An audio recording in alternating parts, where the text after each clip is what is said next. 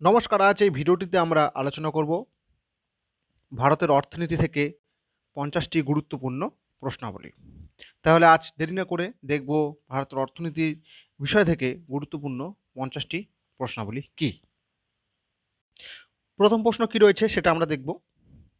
প্রথম প্রশ্ন রয়েছে, ভারতের দ্বিতীয় পঞ্চবার্ষিকী পরিকল্পনা কোন মডেলের উপর ভিত্তি করে গড়ে ওঠে? উত্তর, প্রশান্তচন্দ্র মহলানবিশ মডেল। শুধু মহলানবিশ মডেলও থাকতে পারে, ওই জন্য শুধু মহলানবিশ মডেল আমরা লিখেছি। 2 নম্বর প্রশ্ন, ভারতের অর্থনৈতিক সংস্কার প্রবর্তিত হয় কত সালে? তাহলে ভারতের অর্থনৈতিক সংস্কার বা উদারীকরণ, কথাটা দুরকম থাকতে পারে। ভারতের অর্থনৈতিক সংস্কার বা উদারীকরণ সেটা করা হয় 1991 সালে। 3 নম্বর প্রশ্ন, বিশ্ব উন্নয়ন প্রতিবেদন প্রকাশিত হয় কোন সংস্থার দ্বারা? যে বিশ্বর যে উন্নয়ন যে সেই প্রতিবেদন প্রকাশিত হয় কোন সংস্থা দ্বারা? ওয়ার্ল্ড ব্যাংকের দ্বারা। 4 নম্বর প্রশ্ন, ভারতবর্ষের জনসংখ্যার 50% বেশি মানুষ জীবিকার উপর নির্ভর করে কোন সেক্টরে? তাহলে হচ্ছে প্রাথমিক সেক্টর, প্রাইমারি সেক্টর যেটাকে আমরা বলি, সেই সেক্টরে মানুষ 50% বেশি মানুষ কিন্তু জীবিকা নির্ভর করে।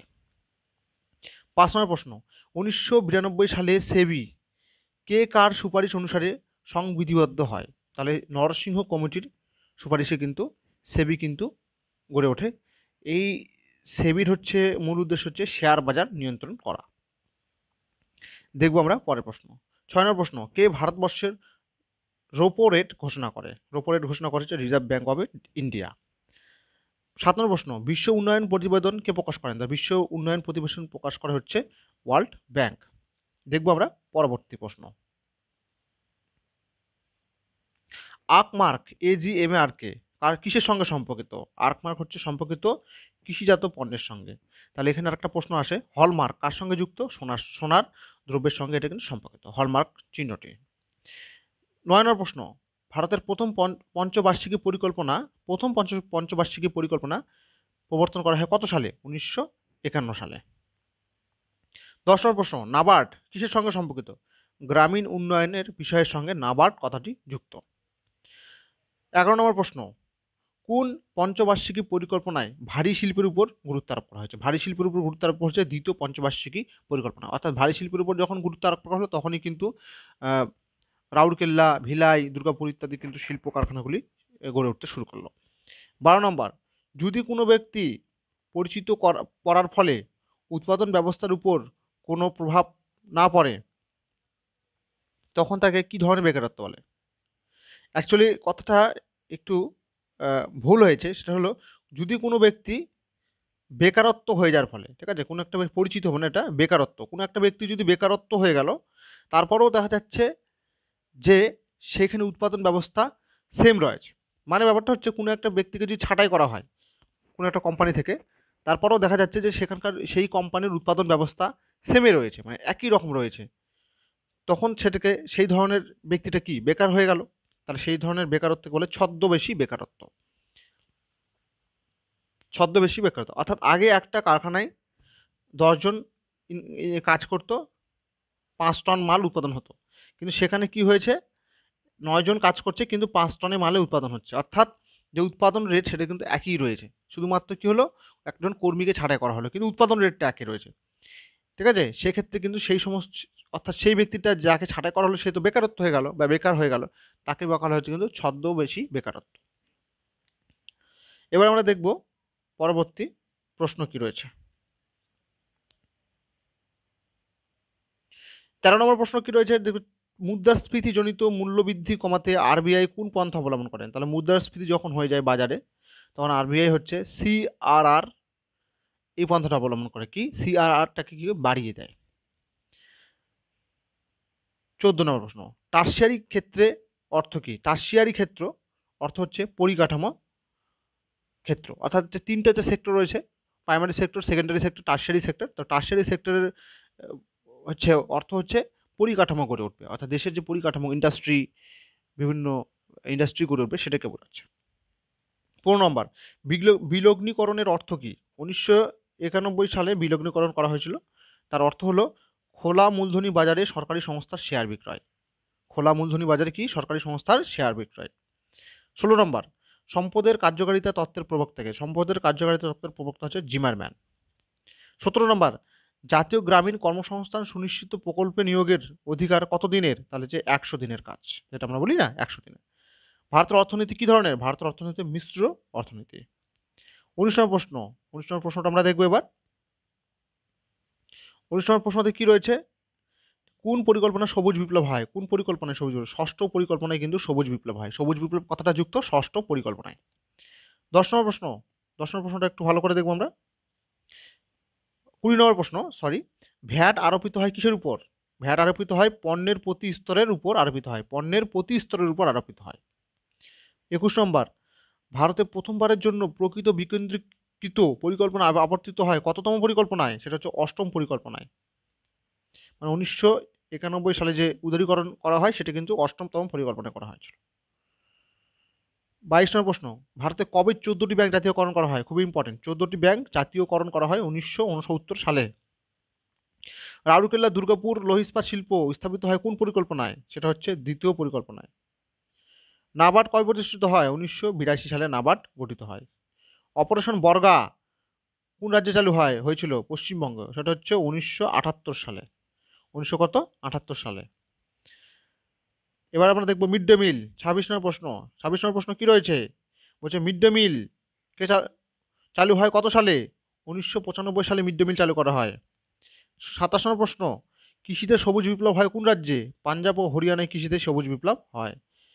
8 নম্বর প্রশ্ন, 1 টাকার নোট ছাপার দায়িত্ব কার? অর্থ মন্ত্রকের। অর্থ মন্ত্রকের হচ্ছে 1 টাকার নোট ছাপার দায়িত্ব।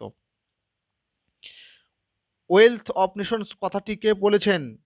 29 নম্বর প্রশ্ন, ওয়েলথ অফ নেশনস কথাটি বলেছেন হচ্ছে অর্থনীতিবিদ অ্যাডাম স্মিথ।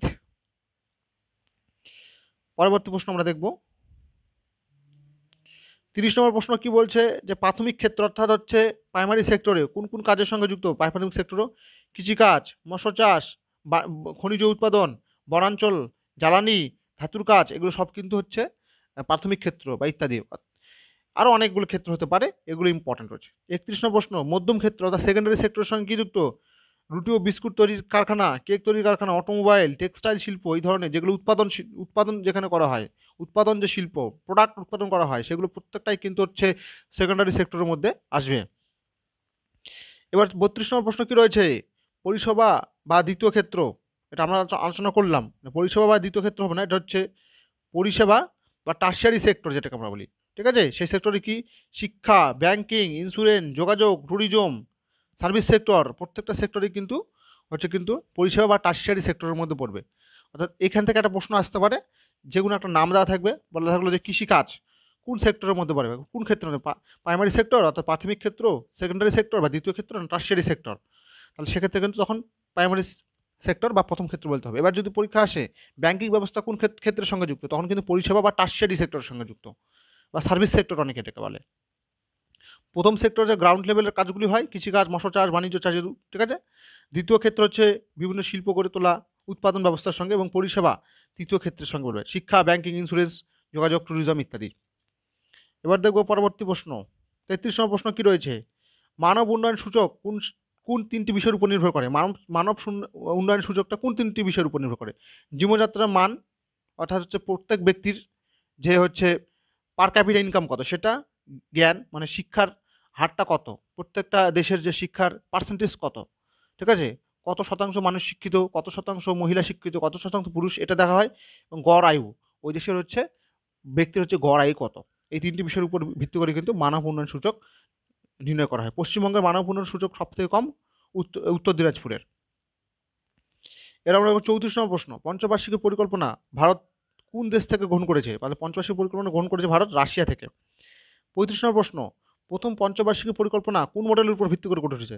হ্যারড ডোমারের এই যে পরিকল্পনা, তার উপর ভিত্তি করে কিন্তু গড়ে উঠেছে। আধারের অন্য কি নামে জানা যায়? আধারকে অন্য কি নামে জানা হয়? Unique identification authority of India, এই নামেও কিন্তু জানা যায়।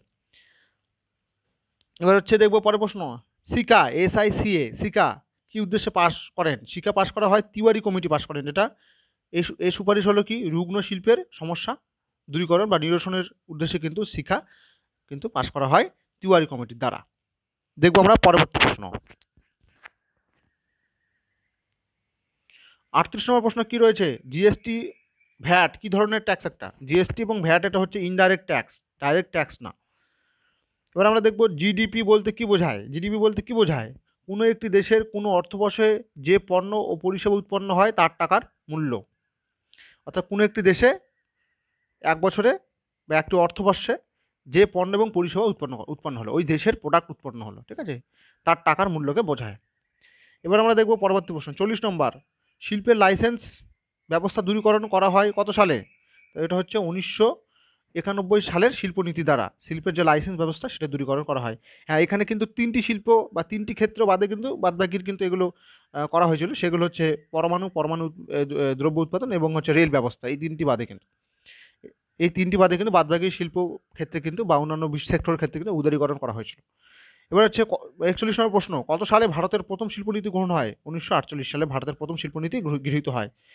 42 নম্বর প্রশ্ন, পরিকল্পনা কমিশন কি ধরনের ক্ষেত্র? পরিকল্পনা কমিশন হচ্ছে নন স্ট্যাচুটারি বডি, এটা নন নন স্ট্যাচুটারি বডি।